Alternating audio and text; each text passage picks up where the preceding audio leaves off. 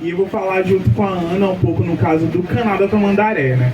Vocês podem me questionar, ou até às vezes eu me questiono sobre por que a gente vai parar num percurso histórico para falar de um canal que geralmente está associado à questão do mau cheiro, ou à questão das inundações, né? Principalmente no primeiro semestre aqui em Belém.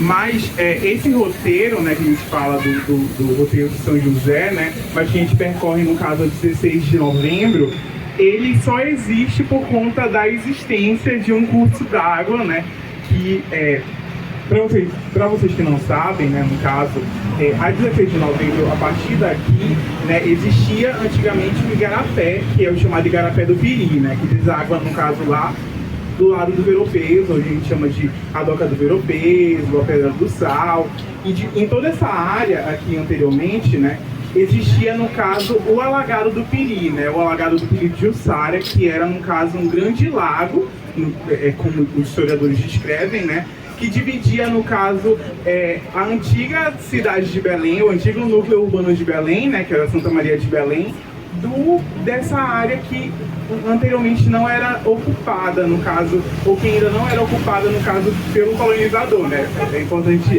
destacar que existiam outras pessoas que habitavam aqui, como os povos indígenas e afins. Então, as alterações que aconteceram justamente nessa área, elas aconteceram principalmente, no caso, a partir do século XVIII, né? Que foi a primeira alteração que aconteceu, no caso, para existir, no caso, a 16 de novembro, foi a canalização e o aterramento de toda essa área que seria o Igarapé do Piri. Hoje em dia não existe, né, no caso, vocês não veem nenhuma marca, no caso do Igarapé do Piri, que tem só o início lá na Doca do Ver-o-Peso. E essa alteração e prolongamento, assim, anteriormente, o alagado do Piri de Jussara, né, ele tinha dois braços de rio, né. Um braço é o braço da Tamandaré, que ainda existe, mas ele não tinha esse tamanho, no caso. Ele era mais ou menos até por aqui, e toda essa extensão foi construída, no caso, para dissecar, para, tipo, canalizar esse grande lago que existia. E o outro braço do rio que desaguava lá na Baía do Guajará, né, que seria o Igarapé do Piri. Então, por que é importante a gente falar sobre essas questões, né? Porque muitas vezes a gente passa, no caso, por esses canais, por esses rios canalizados, e a gente não para refletir sobre como eles fizeram parte da história da nossa cidade, no caso da capital, né? Que anteriormente, logo de início, quando o Jonathan fala, né, daquele período de colonização, onde ocuparam, no caso, lá no Porte do Castelo, perto da Igreja da Sé, e toda essa área que a gente conhece como se fosse a cidade, depois, no caso, a Campina, essa área do Alagado do Piri era uma área estratégica porque defendia também essa área, né, da cidade da Campina, de uma área que ainda era desconhecida. Mas quando o Belém foi crescendo, né, principalmente a partir do século XVIII para o século XIX, essa área, no caso do Alagado do Piri, que a gente fala de uma questão imaginária porque não existe há bastante tempo, né, principalmente a partir do final do século XVIII para o início do século XIX, que era uma área que era vista enquanto um empecilho, enquanto uma área que tinha que ser dissecada, né, que a gente fala de secada, no caso, esse rio foi morto, esse alagado foi morto para hoje em dia existir todas essas ocupações e a própria 16 de novembro que a gente vai percorrer. Anteriormente era um rio, né, as pessoas percorriam aqui por canoas ou por outros transportes que existiam para percorrer essa área. Então, é importante também falar que essa parte é histórica e que às vezes a gente não associa, né, esse contexto histórico, e que hoje em dia também, para vocês, não sei se todo mundo sabe, mas está previsto uma obra, né, para acontecer aqui da COP30, né, que seria a construção do Parque Linear do Canal da Tamandaré, que é um parque linear que tem uma função de lazer, de negócios e também de turismo, né, porque no final do parque está previsto para ser construído um porto, né, para atender também essa necessidade turística. Infelizmente ainda não é um porto voltado, no caso, para essa questão ribeirinha, essa ligação de ribeirinha de fato que Belém pertence, né. Agora eu vou passar um pouco para Ana. Obrigada, Felipe. Então, gente, dando continuidade, como o Felipe muito bem explicou, sobre essa questão do Alagado do Piri, o Alagado do Piri, quando ele existia antes do aterramento, vamos pensar, ele ia desse perímetro aqui até o Ver o Peso. Então imaginem, né? Era muito grande, era, enfim, um espaço que também compreendia um obstáculo para essa interligação, essa expansão urbana. Então, quando há esse aterramento, é exatamente a partir desse momento da interiorização para o bairro da Campina e para esse núcleo que posteriormente vai se expandir e formar o bairro dos Jurunas. Então é muito interessante as coisas que o Felipe trouxe, porque traz também essa perspectiva mais histórica, mais geomorfológica também, do canal da Tamandaré. E afinal de contas, o almirante Tamandaré, Joaquim Lisboa, foi um dos maiores nomes da Marinha Brasileira. Então a gente já vai ver de novo, né, uma outra avenida homenageando um militar. E ele teve um papel importante para a repressão do movimento da cabonagem. Ele veio para cá ali na metade do século XIX, enfim, exatamente para fazer parte dessa tropa legalistas de portugueses e afins oficiais que vieram combater o movimento da cabonagem. O movimento da cabonagem foi uma revolução que ocorreu aqui em Belém, na Amazônia, não somente no Pará. Então a gente vai ver que em muitos lugares também vão ter essas homenagens de pessoas que estiveram ali combatendo a cabonagem e afins. O Felipe trouxe importante também apontamento sobre a questão do parque linear. A gente está vendo muitos debates sobre a COP30. Eu acho que vocês talvez já devem ter visto um polígono das obras da COP30 que mostra onde essas obras vão ser feitas, quem elas vão privilegiar. Se a gente colocar, por exemplo, um mapa com as maiores rendas de Belém e a outra do polígono das obras, a gente vai ver que elas se entrecruzam. As obras elas vão ser feitas principalmente naqueles bairros de maiores poder aquisitivos, bairros centrais, mas a gente tem um elemento muito importante na nossa cidade que eu acho que é importante a gente dizer, né? Mesmo esses bairros centrais resguardam também pessoas de mais baixa renda morando neles, né? Por exemplo, a gente fala do centro histórico, a gente não vai passar por lá, também é uma proposição dando spoiler aqui, da gente criar um novo roteiro que passa ali pelo Beco do Carmo, na Cidade Velha. O Beco do Carmo já é uma população que já vai ter uma infraestrutura um pouco mais baixa, mas que fica numa área do centro histórico. Então esses contrastes sociais da nossa cidade vão ser enxergados, até mesmo nos bairros de periferias, enfim, como nessa questão da expansão da Augusto Montenegro, a gente vai ver condomínios elitizados também. Então Belém não vai ser uma cidade com bairros heterogêneos, não, esse bairro aqui é só de classe alta. O próprio Marizal também, a gente vai ver a Baixada do Marizal.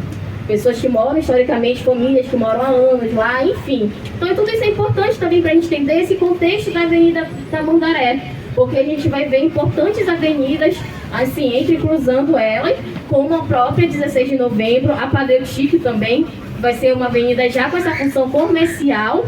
E a gente vai ver também esse prosseguimento das ruas que cruzam ela, fazem parte da Cidade Velha, né? E como o Jonathan também citou sobre essa questão da verticalização em Belém, a gente vai ver esse movimento de verticalização ali se tomando uma força maior pela metade do século passado, mas a gente também vai ver um conjunto de regras que vão reger como essas construções podem ser feitas na nossa cidade.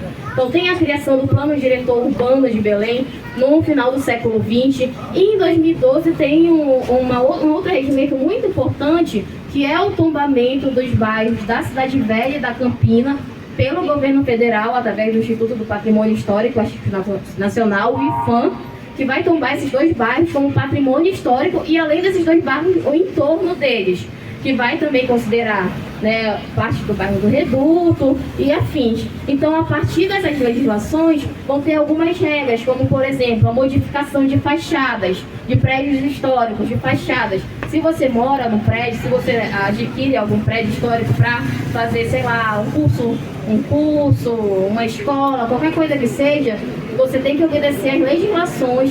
Se tiver que fazer qualquer modificação, precisa entrar em contato com o IPHAN, com os órgãos legislativos, para exatamente saber o que pode ser feito ou o que não.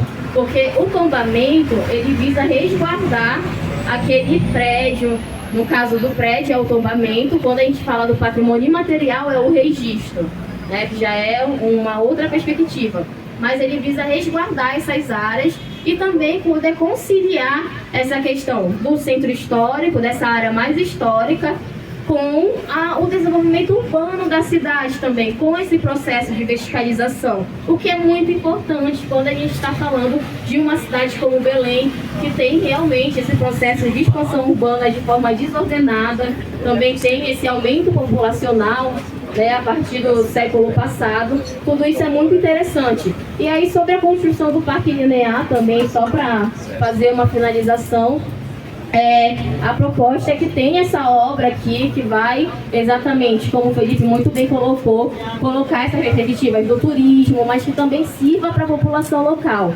A gente está aí no aguardo da COP30 para ver como essas obras vão ser feitas, se vão ser finalizadas até lá e se elas vão ser mesmo de usufruto para a população local, né, que é muito importante a gente ver que é isso que o poder público tem que priorizar, essa vivência de quem está na cidade todos os dias, ou se vai ser obra apenas para turista ver, né? A gente espera que não, a gente espera que essas obras sirvam para a gente, que nos contemplem, tanto que sejam até acessíveis mesmo, economicamente, são debates que a gente precisa fazer. Enfim, gente, é isso, tá? Obrigada. Esqueci de falar um detalhe, só para complementar, é que hoje a gente está fazendo parte da edição do Circular Cidade Velha Campina. Circular é um projeto que se propõe a colocar as pessoas em circulação no centro histórico de Belém, no bairro do Reduto também, que fica nesse entorno. Então, o Circular ele acontece de 2 em 2 meses, em agosto, outubro, dezembro, aí no início do ano começa em abril novamente, e é um projeto parceiro nosso, parceiro de vários outros projetos. Quando vocês virem uma bandeira roxinha, assim, com a logo do Circular, é porque o espaço faz parte do Circular. O Casarão do Boneco também, normalmente ele faz parte, dependendo da data do Circular, tem uma programação por lá. E em outros locais também da Campina, da Cidade Velha. Vocês podem procurar o Instagram do Circular, Circular Campina Cidade Velha, no Instagram, porque lá vai ter a programação que vai ocorrer até o final do dia, tá bom? Obrigada. Jonathan. Bom dia a todos. Eu sou morador da Cidade Velha. Eu moro aqui na Tamandaré. 29 anos, vou fazer 30 anos. Às vezes a gente fala de patrimônio cultural, mas é quem mora, quem vive na Cidade Velha que deveria ser consultado. Eu moro numa área que alaga há 30 anos. A minha casa chega a quase 1 metro dentro dela. Então a gente fala de preservar, mas seria bom ir dentro das casas para ver a nossa realidade. Porque este canal agora, eu moro aqui há 30 anos, é agora que ele vai passar por uma revitalização. Mas realmente, será que isso vai ser benéfico à população? Será que vai suprir as nossas necessidades nos moradores? Entraram, conversaram com os moradores para ver se realmente vai acabar o alagamento dentro das nossas casas ou vai ser somente uma coisa turística realmente. Entende? Esse canal, a gente sabe que cada vez mais a população está aumentando. É cada vez mais shoppings, cada vez mais bairros, condomínios. E para onde vai toda a força dessas coisas? Vai tudo para esse canal. Será que realmente essa obra que vai ser feita, foi feita esses estudos para que cada shopping daí possa ter a sua cisterna? Ou vai continuar ainda dentro desse canal? Eu só estou falando isso porque estou aproveitando a oportunidade enquanto morador da Cidade Velha. Eu moro aqui, entre 16 de novembro e São Francisco. Gente, 29 anos com alagamento. E cada vez mais está piorando.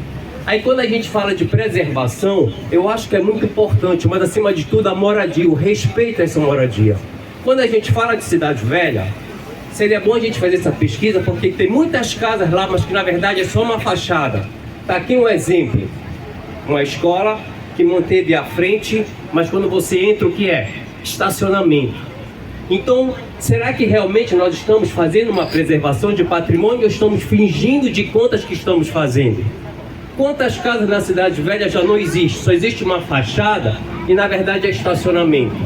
Se queremos preservar, que seja feito realmente uma verdade e não faz de conta. Faz de conta que vai acabar o alagamento. Será que vai acabar? Essa é a minha questionativa. Obrigado a vocês, que vocês sejam multiplicadores, tá, dessa nossa necessidade.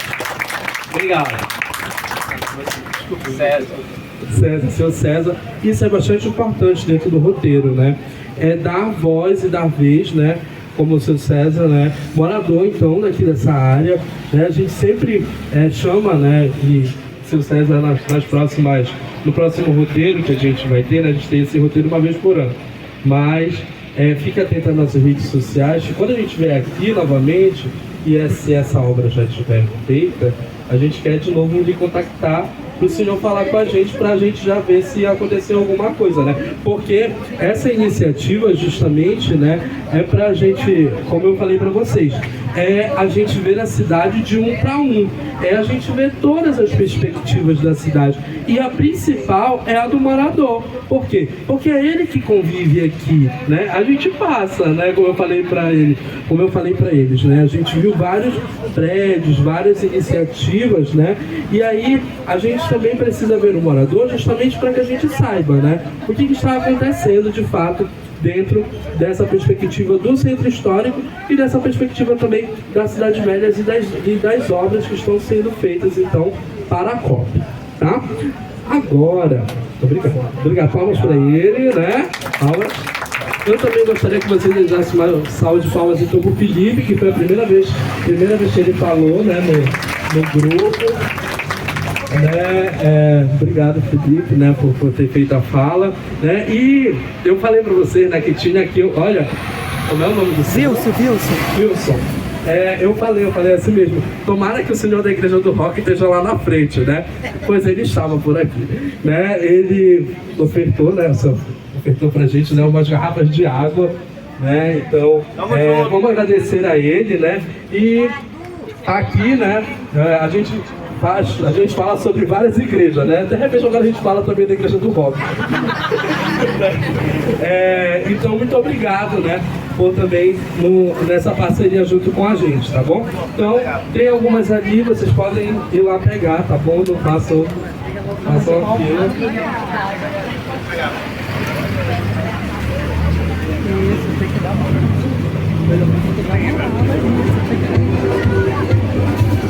Depois então dessa água, a gente vai atravessar, tá bom? Vai parar ali em frente àquele trailer preto, mais lá na frente, tá bom?